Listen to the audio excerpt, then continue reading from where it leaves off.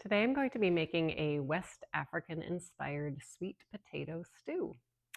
This is going to be cozy, flavorful. I think it'll be a great recipe and really doesn't require too many ingredients. So I'm going to start by getting my pan heated up over medium heat and get a tablespoon of olive oil in there. You'll notice that a lot of the recipes I make start fairly similarly. Heating up the pan, get the olive oil and start getting the veggies in. So you start to kind of build that template. And so to the olive oil, once that is hot, we're adding a medium onion that I've diced up. If you want some additional guidance around dicing and chopping vegetables, I have a video and I'll link that in the description so you can check that out. Again, it's something that comes with practice. The more you practice, the easier it'll get. So we're gonna get our onion in there, and then we're going to be adding garlic and ginger. So you can choose, you can do fresh for both. They both need to be minced, or you can use garlic powder, ground ginger. I'm also going to be using these frozen little ginger cubes, and you can buy garlic this way too. I think this was about $3, maybe $4 at the store, so seemed really affordable. And every time I need one, I just pop it out, and it's a teaspoon of fresh ginger. And so that's another really quick and easy option. So I'll be using that for my ginger. And then our other ingredients are going to be sweet potatoes. These are local sweet potatoes. I am here in Vermont. These are from the Vermont Youth Conservation Corporation's Healthcare Share program. So, but obviously any sweet potato is going to be great. These were kind of on the small to medium size, so I used 2. And if you buy a sweet potato in the store and it's one of those really big ones, 1 might be plenty. Again, you can kind of adjust this recipe based on the volume that you need. My pan is a little hot. I'm still getting used to an induction pan. I'm so used to cooking with gas where you can really see low, medium, and high, and numeric numbers just mean a little bit less to me. So feel free to, again, if you're still getting to know your stove, just adjust your heat as needed. So medium heat, we don't want to brown the onion too quickly or burn it. We just want it to really start softening up and start to get a little bit of browning on there. So about 5 minutes on the onion. All right, so then I've got my sweet potatoes prepped. I have 3 cups of broth prepped. You could do vegetable broth, chicken broth. This is chicken broth. It's just what I had on hand, but either one will work. And this is better than bouillon paste. So I just filled up my jar with 3 cups, put 3 teaspoons of the paste in here and shook it up. Warm water will work better than cold water for mixing it well. And so that will be ready to go in. And then for spices, you have some options here. So in the recipes that I was exploring, I was kind of seeing some different spice combinations. Cumin came up most often. So I'm going to put some cumin in. And cayenne pepper also was one that came up pretty often. Cayenne is pretty spicy. And so use this based on your liking for spice. Feel free to do a dash. Feel free to go up to a full amount if you're comfortable with cayenne and know the spice level, or you could just leave it out if you want a milder version. And then I'm also going to put some coriander in. Coriander can combine nicely with cumin, and one of the recipes I saw was highlighting that. So I'm going to put this in. If you don't have coriander, just leave it out. It's going to be fine without it. As I was thinking also about spices, I also think that curry powder as an alternative to all of these would be really nice in this dish. It's a nice blend. It has cumin in it. It also has some of the sweeter spices, kind of like clove and cinnamon as well. So I think that would be yummy in here. If you're familiar with spices and want to play around with that, give it a try. All right, and then we've got our a can of diced tomatoes or crushed tomatoes. The original recipe asked for crush. I just had diced tomatoes, so this is what I'm going to use. Use the one that you have on hand. I also had a can of fire roasted, and I think those would be really good in here. Give that little bit of smoky flavor too. But I'm going to use the plain diced today. So I'll get those opened up. If you are someone who watches your salt intake really closely, purchasing canned items that say no salt added on them can be a really way to reduce that, or a good way to reduce that. And then you can control how much added salt goes in based on flavor at the end. So you do not need to drain your tomatoes. You just have those opened up. And then our other canned ingredient is going to be chickpeas. Obviously, you could buy them dried and cook them that way. I tend to use cans because they're quick and easy. And always recommend draining and rinsing your beans. It's going to help remove some of the sodium, but also that liquid that it sits in can tend to cause some digestive upset for some people. So if you get kind of gassy or bloated after having beans, definitely make sure you're draining and rinsing them well, and that will help. onions are almost softened up there.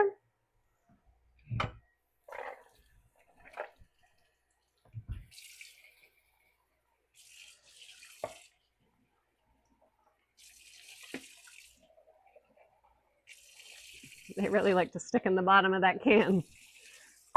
All right, if you have a faucet that comes off like this, just putting it on the spray option can be a really nice way to rinse these beans. If not, just get the strainer under there.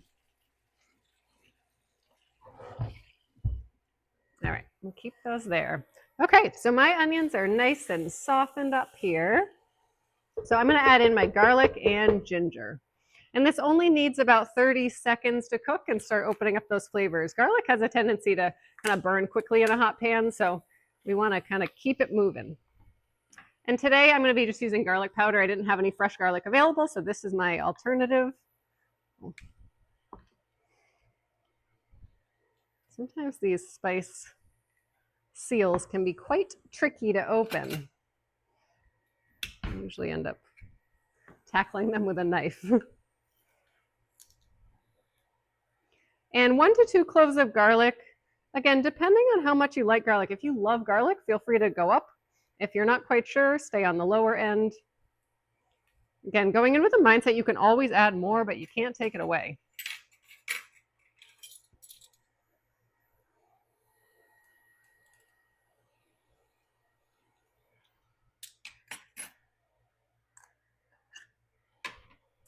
All right, so stir in that garlic and ginger. We're really building, these are our aromatics. They bring out all the flavor and the aroma here. All right, and in addition to that, we're gonna get our other spices in. So I'm doing a teaspoon of cumin. Oftentimes my teaspoon does not fit in the spice container. So you'll see me doing 2 of these. I'm just using a half. Because that's what fits. And I find pouring spices out is a recipe for disaster because more comes out than you usually want. So use the measuring spoon that fits. And then I'm going to do a teaspoon of coriander as well.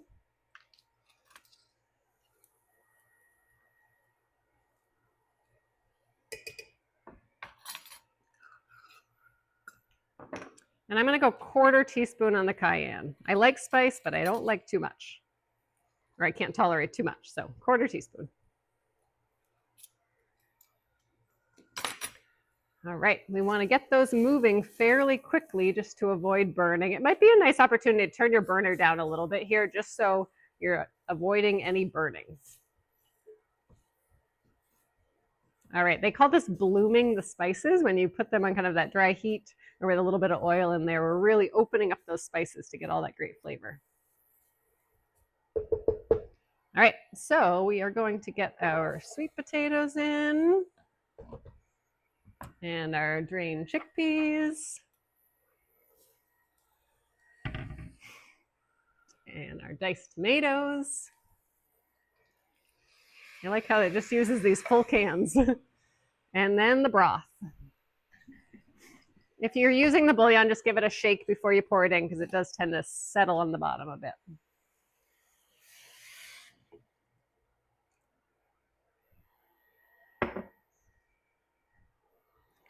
All right, so give that a good stir, get everything blended. You're gonna bring this up to a boil and then kind of turn it down to a simmer, and we want it to simmer for about 20 minutes. So this is where it gets pretty hands off. And we just want everything to cook and tenderize and those flavors to start blending. So I will be back in 20 minutes. So my stew has been simmering for 20 minutes, and this seems like the right amount of time. I would say check the sweet potatoes because that's really what you're waiting on to tenderize. And so I think for most people making this, 20 minutes is going to be good, maybe even a little bit longer. So I am now going to get my peanut butter in. So 1/4 cup of peanut butter. Whatever peanut butter you use in your household is perfectly fine. If you wanted to use almond butter, that would be fine. Cashew butter, I think sun butter would work. Whatever type of nut or seed butter you like the flavor of or use in your house, I think is going to work fine here. So get that in there and really make sure it's mixed around, especially mine is pretty kind of sticky and dense here. So the heat and the moisture is going to help with that, but give it a good kind of stir in there. And then we're going to let it cook for a few minutes, probably 4 to 5 minutes with that peanut butter in there to really blend the flavors and make sure it's all well distributed. This is already looking and smelling, I haven't tasted it yet, smelling delicious. And I'm seeing it kind of get creamier as I stir that peanut butter in. All right, so we're gonna let that cook for a few minutes. A few things I thought about when I was waiting for this to simmer was, one, I started some of my cleanup. I often hear people say a big barrier to cooking is that the cleanup is overwhelming after. Totally understandable.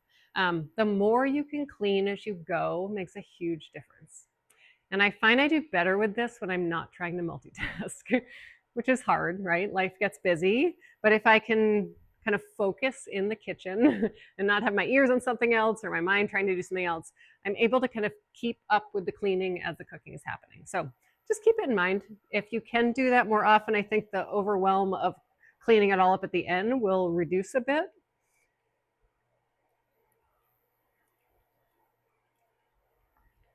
Okay. All right, so now we're going to get prepped to get our greens in. So you could use spinach or you could use kale or probably any other kind of leafy green, dark leafy green. So I have this delicious fresh spinach. I'm just gonna take the stems off. If you're using that baby spinach that has just those little stems on it, it might be fine to keep them on. Go with what your preference is. You could also use frozen kale or spinach. I would just make sure it's chopped or chop it up a bit on your own so you're not getting kind of big chunks.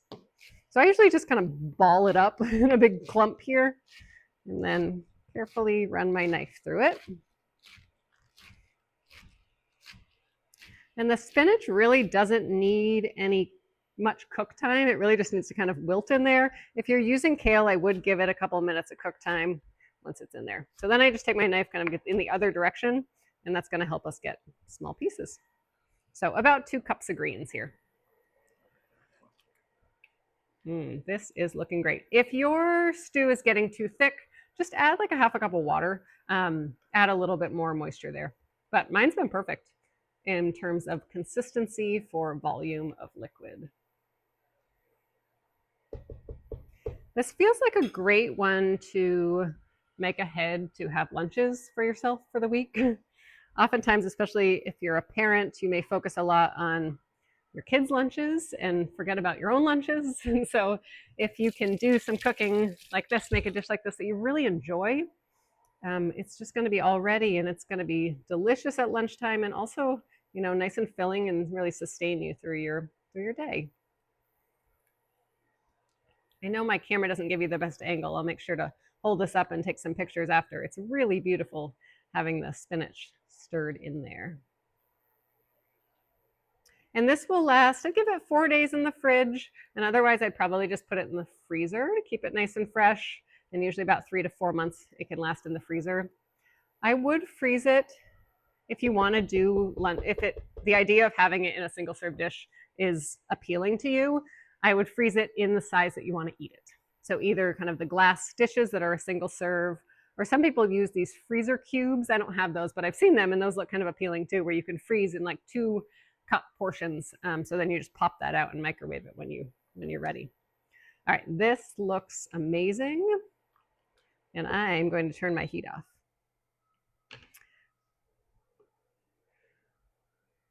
So it's a really nice consistency. Try to give you an image there. Oh, I smell that peanut butter in a good way. All right, let's see what we have for flavors here. And again, this is the point where you taste and then you adjust as you need to. Oh, one thing I didn't add was the lime. Optional squeeze of lime if you have it on hand. If you don't, it's okay. You can still make the recipe, but a nice squeeze of lime can go a long way with a dish like this. All right.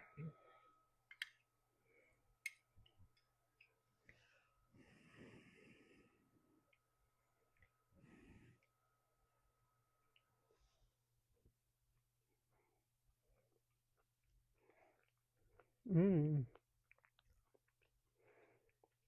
It's a really nice balance of flavors. Nothing is super overpowering. The peanut butter is strong. And peanut butter is a fairly strong flavor. If you don't love peanut butter, maybe cut it in half, or you could even do the dish without it if that is your preference. If you leave it out and you like coconut milk, maybe a half a cup of coconut milk in there would give you that kind of creaminess without the peanut butter. So that could be considered as a sub. I like the peanut butter in here. I think it's a nice blend with the other flavors. I have a little bit of heat, but it's not overpowering. Again, I did that quarter teaspoon of cayenne. It's perfect for me. Again, if you are going to serve this to kids, I would probably just leave the cayenne out, and you can always add your own heat when you serve it yourself if you enjoy it that way. I think it's delicious. The other thing to note is that this is going to get better with time, right? Those spices and the flavors are really going to blend as it sits. So probably the next day it's going to be even more enjoyable. But I love this. It's nourishing. It's a nice kind of plant-based meal. A lot of good nutrition in here, but also really focusing on a lot of great flavors and a lot of nice, satisfying and filling and enjoyable ingredients. All right. Well, I hope you give this a try.